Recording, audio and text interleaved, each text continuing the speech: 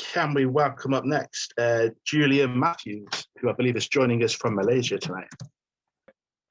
This is a piece I just wrote about the 751 unmarked grave detected in the residential school in Saskatchewan in Canada.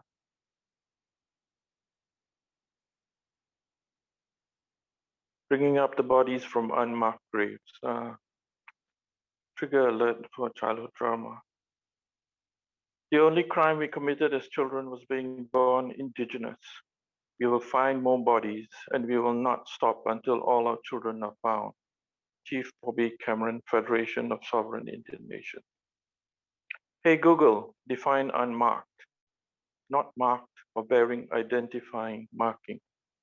When they bring up the bodies from unmarked graves, will you see the scarring of their raw flesh? Will you feel the violation of their fragile frame? Will you smell the branding of their pink tongues? Will you hear their muffled cries alone in the dark night after night?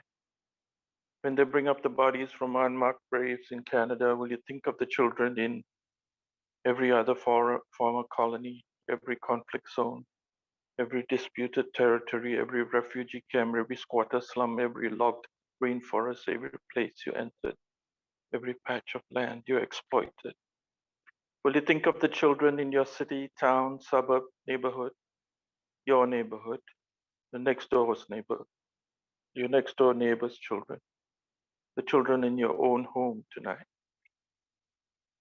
Hey Google, define indigenous. Originating or occurring naturally in a particular place. Native.